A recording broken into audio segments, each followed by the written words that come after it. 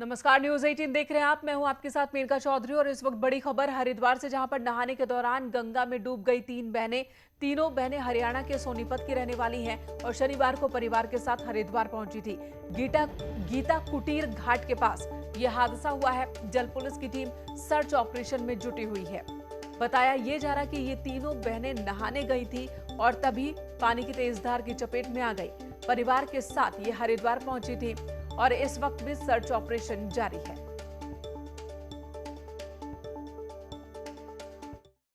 उधर उत्तरकाशी के डुंडा के भाखड़ा सड़क पर एक गाड़ी के भागीरथी में गिरने की खबर है। गाड़ी में सवार सभी लोग प्रतापनगर के टिहरी के बताए जा रहे हैं। बताया जा रहा है कि सभी टिहरी जा रहे थे और तभी हादसे का शिकार हो गए।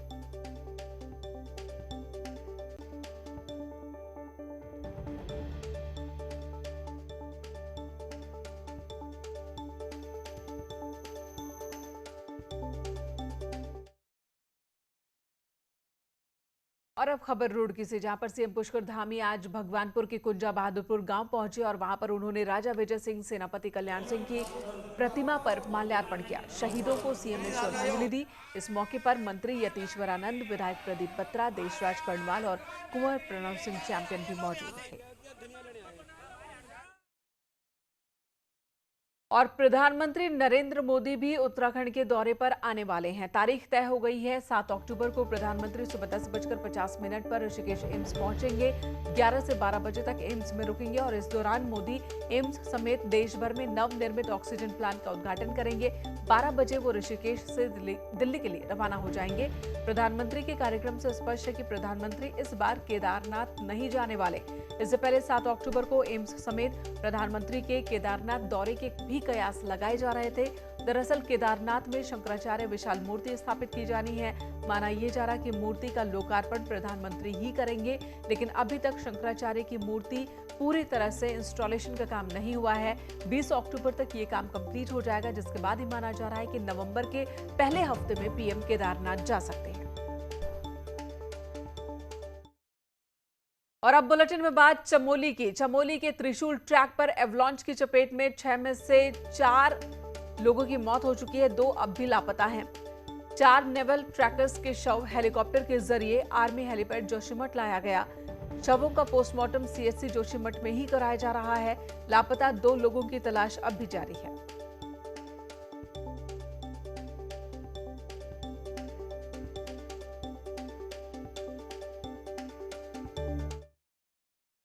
उत्तराखंड में ऊर्जा विभाग को एक बड़ा झटका लग सकता है। दरअसल विभाग द्वारा कर्मचारियों की हड़ताल के लिए वैकल्पिक व्यवस्था की गई थी, जिसके तहत शासन ने यूपी, हरियाणा, हिमाचल से कर्मचारियों की डिमांड की थी, लेकिन सभी राज्यों ने कर्मचारियों ने उत्तराखंड में काम करने से मना कर दिया और उत्तराखंड के बिजली कर्मचारियों के आंदोलन में साथ देने की बात कही। आपको बता दें, अपनी 14 मांगों के साथ 6 अक्टूबर से उत्तराखंड के बिजली कर्मचारियों ने हड़ताल का ऐलान किया है, जिसे देखते हुए शासन की ओर से ये वैकल्पिक तैयारी की जा रही थी। दूसरे राज्यों से मदद मांगी गई थी, लेकिन अब UP all India power engineering federation ने एक चिट्ठी जारी कर देश के सभी बिजली कर्मचारियों से उत्तराखंड के कर्मचारियों का साथ देने की बात कही है। जो उत्तर प्रदेश के संयुक्त संघर्ष समिति के उनका पत्र आ गया, उनके फेडरेशन का पत्र आ गया हमारे पास है।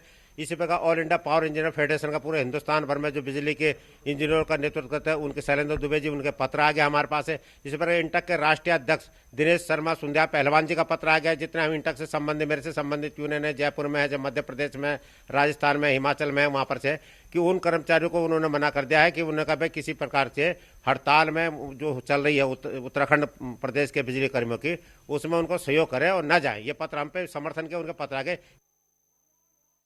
इधर पुलिस कर्मियों के परिजन भी लगातार प्रदर्शन कर रहे हैं। 4600 ग्रेड पे की मांग को लेकर आज पुलिस कर्मियों के परिजनों ने गांधी पार्क पहुंचकर नारेबाजी की, ग्रेड पे दिए जाने की मांग की। पुलिस कर्मचारियों के परिजन पिछले लंबे वक्त से ग्रेड पे की मांग कर रहे हैं, लेकिन शासन की ओर से कोई ठोस पहल न होने की वजह से कर्मचारियों ने आंदोलन तेज कर दिया है। कर्मचारी महासंघ ने भी पुलिस कर्मचारियों के परिजनों को अपना समर्थन दिया और कहा कि पुलिस कर्मियों की मांग को पूरा किया जाना चाहिए। वहीं पुलिस कर्मियों के परिजनों का कहना है कि वित्त सचिव इस मामले में हीरा हवाली कर रहे हैं, जिसकी वजह से पुलिस जवानों के परिजन आज सड़कों पर आने को मजबूर हैं। बहुत ही दुर्भाग्यपूर्ण विषय है कि पुलिस परिवार की महिलाएं दोबारा से फील्ड में आई हैं। हम लोग नहीं चाहते, हम क्योंकि एक अनुशासित फोर्स से हैं तो हम लोग भी नहीं चाहते हम बार बार रोड पे आए, लेकिन क्या करें, हमारी मांगे पूरी नहीं हो रही हैं। पहले 10, 16, 26 था, वो नहीं मिला, चलो कोई नहीं, हमें उससे कोई मतलब नहीं है। जो नई व्यवस्था बनी है तो उसका तो करो, 20 साल पूरे हो चुके हैं, अभी भी हम लोगों को कोई लाभ नहीं है। हमारे जवान परेशान हैं, वो आत्महत्याएं कर रहे हैं। उनके वेतनों पे जो 24-24 घंटे की ड्यूटी कर रहा है उसको आप समुचित वेतन नहीं दे रहे हैं। जो पूर्व में व्यवस्था थी 10, 16, 26, इनको 16 साल में द्वितीय प्रोन्नत वेतनमान मिलता था। इन सरकारों ने, पुलिस मुख्यालय ने मिलकर साजिश कर इनका वो वंचित कर दिया इन्हें, जिसके कारण हमें सड़कों पे आना पड़ रहा है। द न्यूज 18 पर बीजेपी के राष्ट्रीय मीडिया प्रमुख अनिल बलूनी ने बड़ी बात कही है। बलूनी ने कहा कि बीजेपी हर चुनौती को गंभीरता से लेती है। उत्तराखंड में कितनी चुनौती चुनाव को लेकर, तीसरे सीएम है ये। देखिए, हम जिस कार्य संस्कृति में काम कर रहे हैं, हम लोग जिस तरह से काम करते हैं, हम किसी चीज़ को लाइट लेके काम करते ही नहीं है। अगर उत्तराखंड के अंदर चुनाव है तो हम पूरी शक्ति के साथ चुनाव लड़ते हैं। और हमको मोदी जी के नेतृत्व में, अमित शाह जी के नेतृत्व में, नड्डा जी के नेतृत्व में हमने एक ही चीज़ सीखी है कि परिश्रम की पराकाष्ठा करनी है, किसी भी चुनाव को हल्के से नहीं लेना है, पूरी मेहनत करनी है और प्रदेश की जनता को, राज्य की जनता को, देश की जनता को अपना जो सबसे अच्छा कार्य करके दिखाना है, तो उसके लिए काम कर रहे हैं। बलूनी जी, 57 सीटें मिली, डबल इंजन की सरकार बनी, उसके बावजूद 3 बार सीएम बदलने पड़े। देखिए, इसमें मेरा आप लोगों से मतभेद है।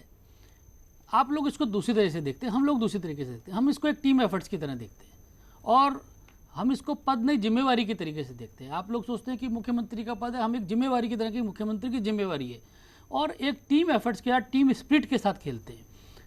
टीम का कोई भी सदस्य जब अच्छा करने की स्थिति में तो उसको पास देना होता है।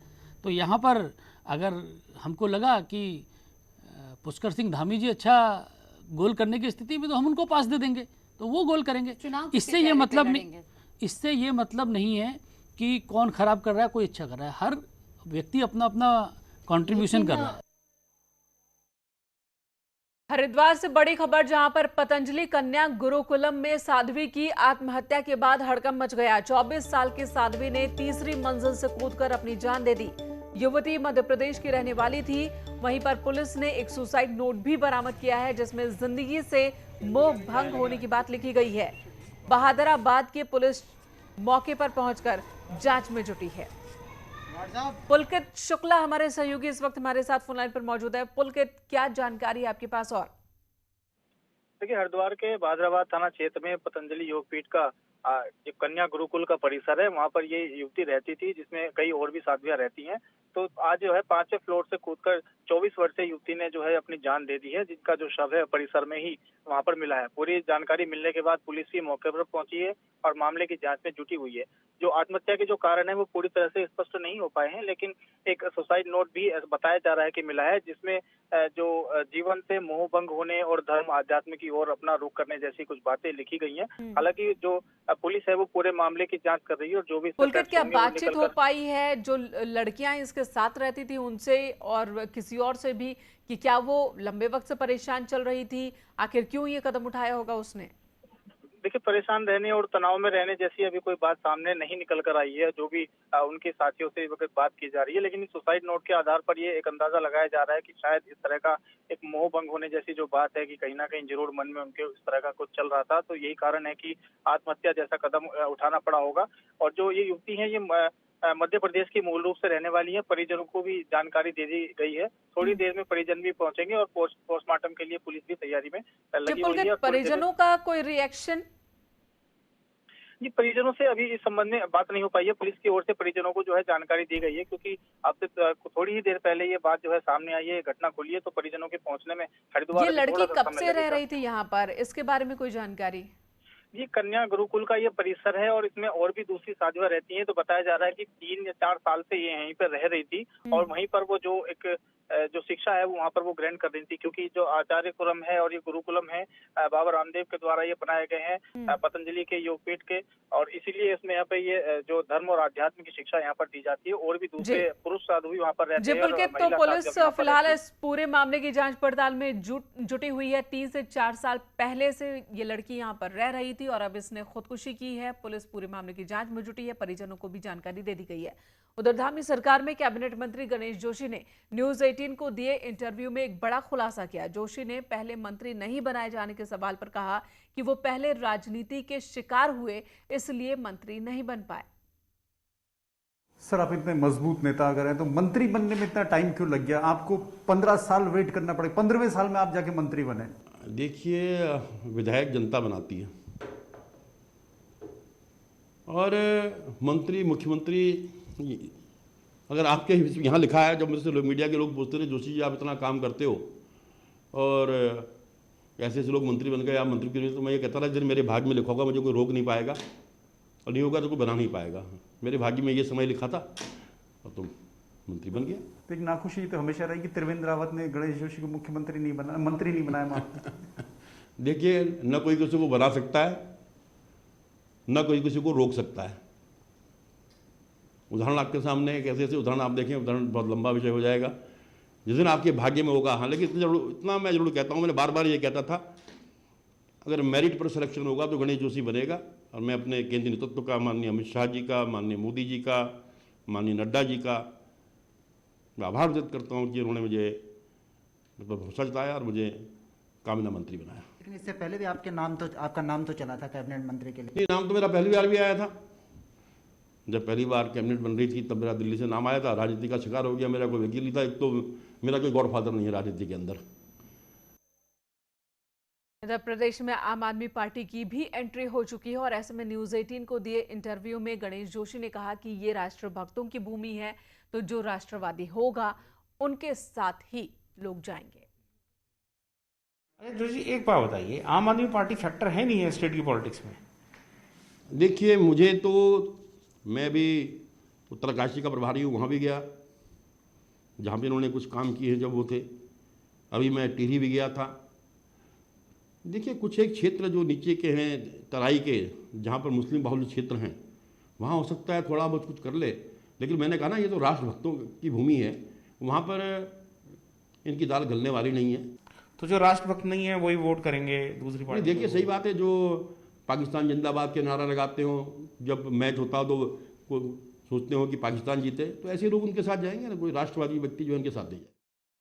कांग्रेस के राष्ट्रीय महासचिव और पूर्व मुख्यमंत्री हरीश रावत ने कोटद्वार में सुरेंद्र सिंह नेगी को ही एकमात्र विकल्प बताया। कोटद्वार के दौरे पर पहुंचे हरीश रावत से जब टिकट को लेकर सवाल किया गया तो उन्होंने साफ कर दिया कि कांग्रेस से टिकट सुरेंद्र नेगी को ही मिलेगा। उन्होंने कहा कि कोटद्वार विधानसभा सीट से सुरेंद्र नेगी ही एकमात्र उम्मीदवार है।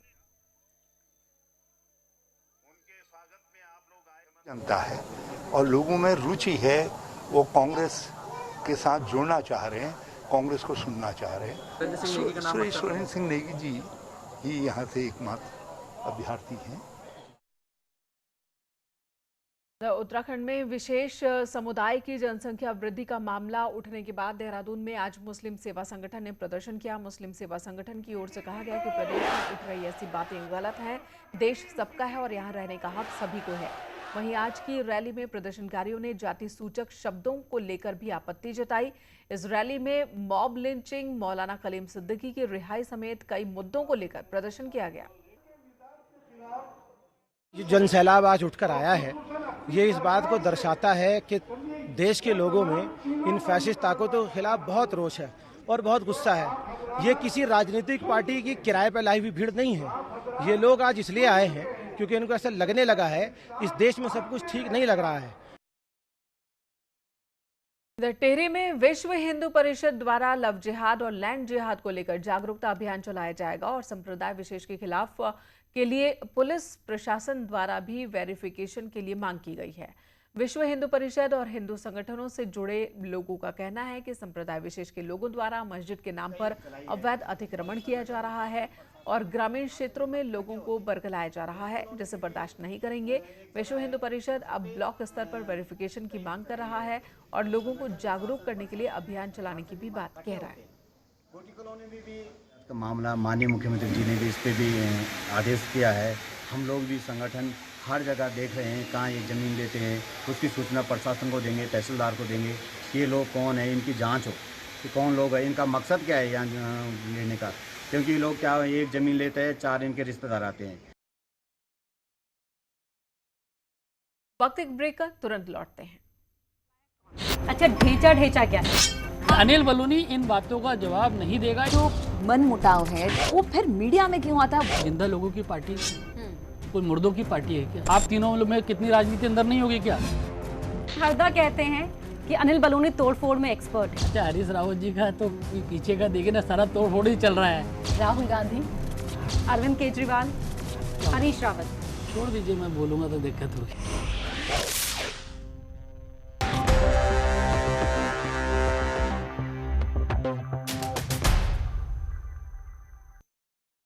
अपनी मांगों को लेकर चंपावत जिले के आंगनबाड़ी कार्यकर्ता 3 दिन से कार्य बहिष्कार पर हैं। मानदेय बढ़ाने की मांग को लेकर प्रदर्शन कर रही हैं ये।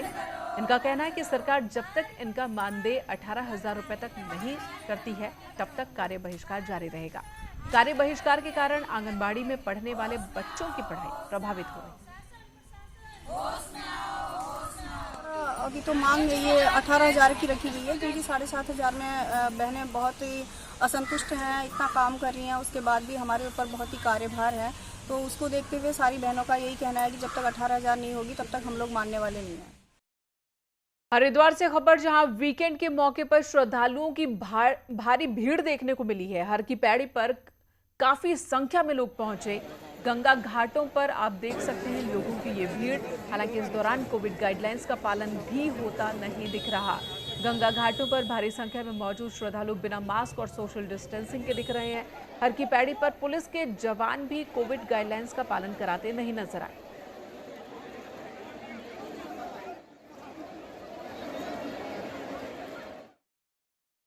उधर नैनीताल के जमीरा की सड़क का निर्माण जल्द पूरा किया जाएगा। मंत्री यशपाल आर्य ने बताया कि सड़क की मांग लंबे वक्त से हो रही है, सरकार भी इसके लिए प्रयासरत है। बताया जा रहा है कि यहाँ के सब्जी उगाने वाले किसान लंबे वक्त से सड़क की मांग कर रहे हैं। कई बार प्रदर्शन भी हुए, लेकिन अब जाकर सरकार ने इस सड़क को लेकर गंभीरता दिखाई है। लेकिन जमीरा में हमने काम शुरू किया है, कहीं कोई दिक्कत आएगी उसको भी हम उसका भी निराकरण करेंगे।